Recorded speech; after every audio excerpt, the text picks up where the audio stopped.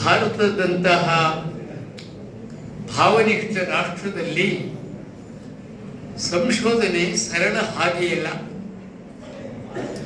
ಕಹಿ ಸತ್ಯ ಹೇಳಬಾರದು ಎಂಬ ಸಂಪ್ರದಾಯದ ವಾರಸುದಾರರಾದ ಭಾರತೀಯರಿಗೆ ಅಂತಹ ಸತ್ಯ ಸಿಹಿ ಎನಿಸುವುದಿಲ್ಲ. ಈ ರಾಷ್ಟ್ರದಲ್ಲಿ ಸಂಶೋಧಕರು ಆಗಾಗ ಸಣ್ಣ ಸಣ್ಣ ಶಿಲುಬೆಗಳನ್ನು ಏರಬೇಕಾಗ್ತದೆ. ಜಾಣರು ಮುಗ್ಧರ ಅನ್ನು ಬಳಸಿಕೊಂಡು ಅಂತ ಸಂಶೋಧಕನನ್ನ ಸತ್ಯವನ್ನ ಹಿಂಸಿಸುವುದರಲ್ಲಿ ತೃಪ್ತಿ ಪಡುತ್ತಾರೆ. ಹಾಗಾಗಿ ಭಾರತೀಯ ಸಂಶೋಧಕ ಅನೇಕ ವೇಳೆ ಅಗ್ನಿಕುಂಡಗಳನ್ನು ದಾಟಬೇಕಾಗ್ತದೆ.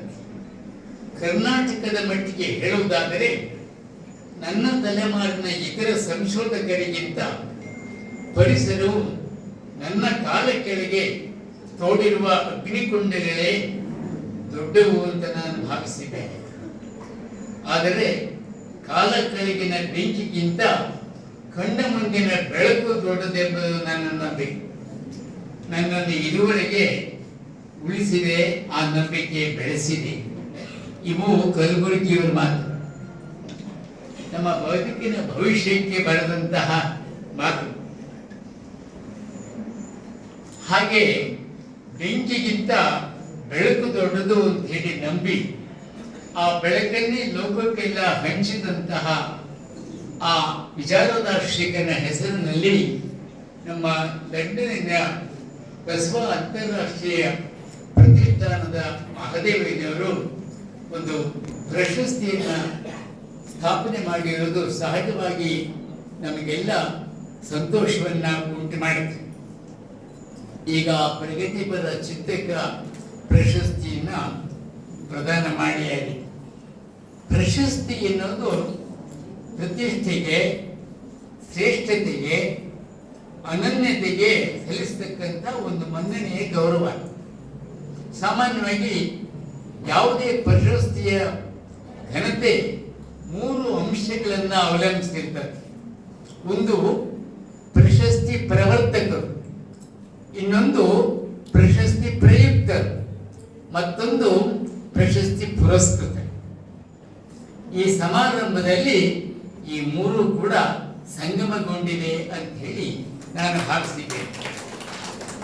ಪ್ರಶಸ್ತಿ ಪ್ರವರ್ತಕರು ಜಾಗತಿಕ ಮಟ್ಟದಲ್ಲಿ ಬಸವ ಫೌಂಡೇಶನ್ ಪ್ರತಿಷ್ಠಾನವನ್ನ ಬಸವ ತತ್ವ ಪ್ರಸಾರಕ್ಕಾಗಿ ಒಂದು ಪ್ರತ್ಯೇಕ ಸಂಸ್ಥೆಯನ್ನು ಸ್ಥಾಪಿಸತಕ್ಕಂಥ ನಮ್ಮ ಮಹದೇವಯ್ಯನವರು. ಪ್ರಶಸ್ತಿ ಇರುವುದು ಸಾಹಿತ್ಯ ಸಂಶೋಧನೆ, ವಿಶೇಷವಾಗಿ ಶರಣ ಸಾಹಿತ್ಯಕ್ಕೆ ತಮ್ಮನ್ನು ಅರ್ಪಿಸಿಕೊಂಡಂತಹ ಮಾನ್ಯ ಡಾಕ್ಟರ್ ಎಂ ಕಲಬುರ್ಗಿಯವರ ಹೆಸರಿನಲ್ಲಿ. ಪ್ರಶಸ್ತಿ ಪುರಸ್ಕೃತರು ತಮ್ಮ ಮಠವನ್ನ ಶರಣ ತತ್ವ ಪ್ರಸಾರದ ಒಂದು ವೈಚಾರಿಕ ಕೇಂದ್ರವನ್ನಾಗಿ ಮಾಡಿರ್ತಕ್ಕಂಥ ಪರಮ ಪೂಜ್ಯ ಡಾಕ್ಟರ್ ಪಂಡಿತಾರಾಧ್ಯ ಮಹಾಸ್ವಾಮಿ. ಹೀಗೆ ಪ್ರಶಸ್ತಿ ಪ್ರವರ್ತಕರು, ಪ್ರಶಸ್ತಿ ಪ್ರಯುಕ್ತರು, ಪ್ರಶಸ್ತಿ ಪುರಸ್ಕೃತರು, ಈ 3 ಕೂಡ ಮುಪ್ಪುರಿಗೊಂಡಂತಹ ಸಮಾರಂಭ ಇದೆ.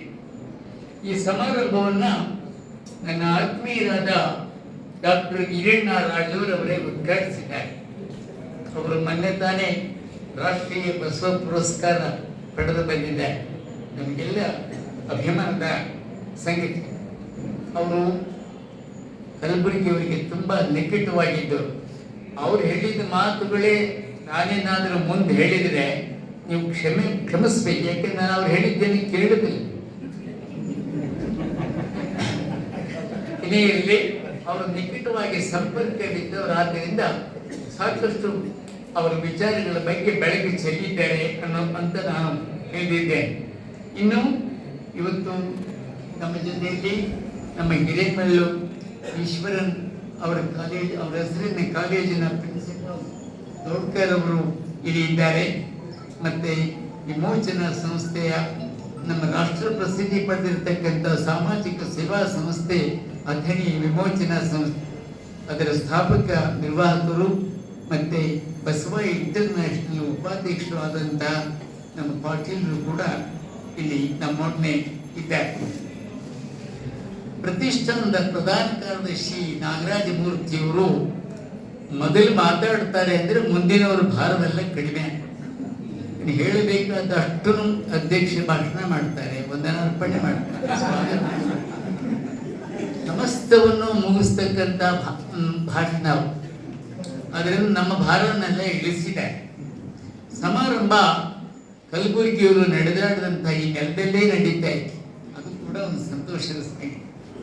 ಈ ಎಲ್ಲ ಕಾರಣಗಳಿಂದ ಮತ್ತೆ ಪರಮ ಪೂಜ್ಯ ಕಲಬುರಗಿಯವರಿಗೆ ತುಂಬ ಅವರ ಬಗ್ಗೆ ಅಭಿಮಾನ ಇಟ್ಟುಕೊಂಡಿರುವಂತಹ ನಮ್ಮ ನಾಗದೂರು ಮಹಾಸ್ವಾಮಿಗಳಾಗಿ ಸುಮಾರು 25 ವರ್ಷಗಳ ಕಾಲ ಸೇವೆ ಸಲ್ಲಿಸಿ ಈಗ ಗದಗದ ತೋಟದ ಜಗದ್ಗುರುಗಳ ಉತ್ತರಾಧಿಕಾರಿಗಳ ಈ ಸೇವೆ ಸಲ್ಲಿಸಿರ್ತಕ್ಕಂಥ ಡಾಕ್ಟರ್ ನಮ್ಮ ಸಿದ್ದರಾಮ ಮಹಾಸ್ವಾಮಿಗಳು ಇವತ್ತು ಅವರ ನೇತೃತ್ವದಲ್ಲಿ ಈ ಕಾರ್ಯಕ್ರಮ ನಡೀತಾ ಇರೋದು ತುಂಬ ಸಂತೋಷದ ಸಂಗತಿ. ಈ ಎಲ್ಲ ಕಾರಣಗಳಿಂದ ಇಂದಿನ ಪ್ರಶಸ್ತಿ ಪ್ರದಾನ ಒಂದು ಪ್ರತಿಷ್ಠಿತ ಸಂದರ್ಭ ಅಂತ ನಾನು ಭಾವಿಸಿದ್ದೇನೆ.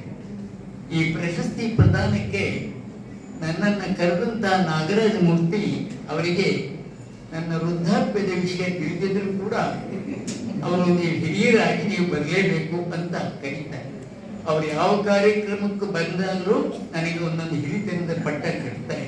ಅದೇ ಸಮಾಧಾನ. ಇದ್ದರೂ ಅವರ ಕ್ರಿಯಾಶೀಲತೆಯನ್ನು ಕಂಡು ನಾನಿಲ್ಲಿಗೆ ಬಂದಿದ್ದೇನೆ. ವಯಸ್ಸಿನ ಹಿರಿತನದ ಹೊರತಾಗಿ